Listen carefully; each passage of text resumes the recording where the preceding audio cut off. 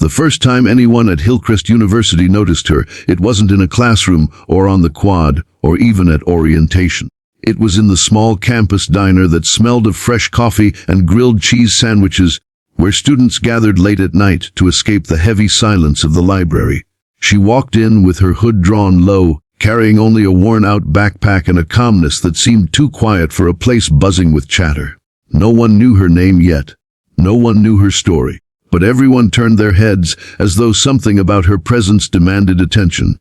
The diner lights glared above, humming faintly, when three boys at the corner booth, the type who thought their varsity jackets gave them permission to own the space, exchanged smirks. They had a reputation: loud, restless, and always on the hunt for someone weaker to corner.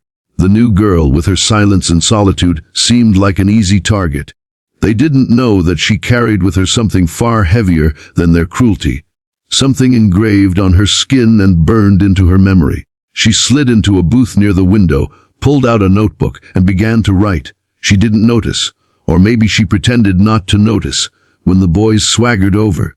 "Hey, new girl," one of them sneered, leaning against her table. "You lost or something? This seat's for people who actually belong here." She didn't look up. Instead, she drew another line across the page, her pen moving with quiet determination. That silence was enough to spark laughter among them. Another boy reached for her notebook, snapping it shut with mock amusement. "What's so important in here? Love letters? Or just doodles because you're too dumb to keep up in class?"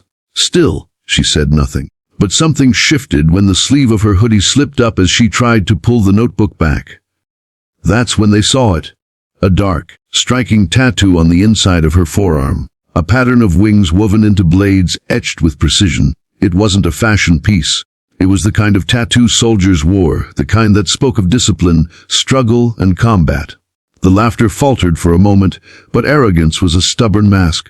The leader of the three grabbed her wrist, holding it up for everyone in the diner to see. "What's this? You think a little ink makes you tough?" For the first time, she raised her eyes. They weren't angry. They weren't afraid. They were calm in a way that unsettled him. Calm like someone who had already seen worse monsters than him. And then, without raising her voice, she said the first words anyone had heard from her. "That mark means I survived things you can't even imagine." The diner went quiet. Even the clatter of dishes in the kitchen seemed to pause. But the boys didn't back down, not yet. Pride kept them circling her like jackals. One shoved her shoulder. Another whispered something cruel about her size, her silence, her being alone. And that was when she moved, not with wild swings or reckless shouts, but with precision. In seconds, the leader's wrist was twisted back in his grip, his balance stolen as she guided him down to the table edge with practiced ease. The second boy staggered when she shifted her weight, using nothing more than his own momentum to topple him sideways into the booth. The third froze, his smirk finally gone, because he realized she hadn't even broken a sweat. Her tattoo seemed to burn brighter under the diner's buzzing lights, as though it wasn't ink at all but a story written in her skin. She released the leader's wrist, gently but firmly, and stepped back. Her voice remained steady. "Strength isn't about hurting people.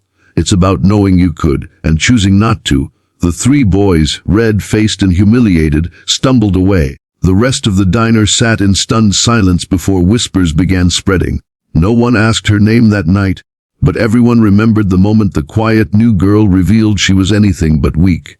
Her name, as students learned in the days that followed, was Maya. She had transferred mid-semester, which was unusual. Rumors spread. Some said she came from a military family. Others whispered she had run from a past no one dared ask about. The truth was simpler and heavier. She had once been a soldier herself, far younger than most imagined, and had left that life carrying scars invisible to the eye. The tattoo wasn't for decoration. It was for remembrance, of friends lost, of battles survived, of promises kept.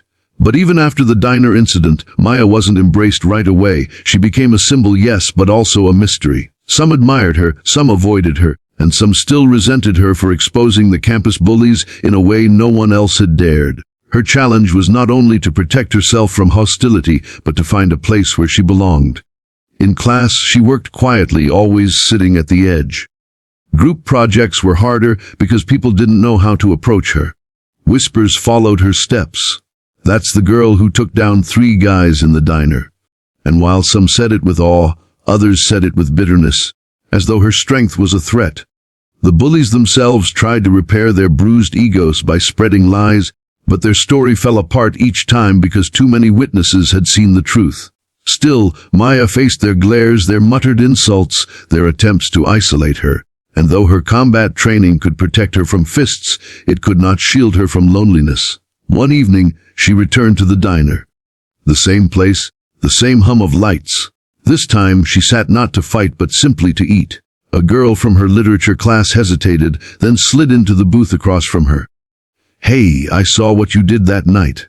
I don't know what you've been through, but I just wanted to say thank you. Those guys have made a lot of us feel unsafe for a long time." That was the beginning. Slowly, a few more classmates reached out. They learned that Maya wasn't harsh, wasn't distant. She was thoughtful, funny in unexpected ways, and deeply compassionate.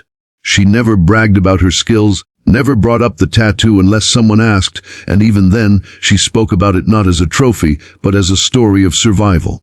The greatest challenge she faced wasn't defeating bullies. It was allowing herself to be seen not only as a fighter, but as a friend. And with time, she found that letting people in didn't weaken her. It made her stronger.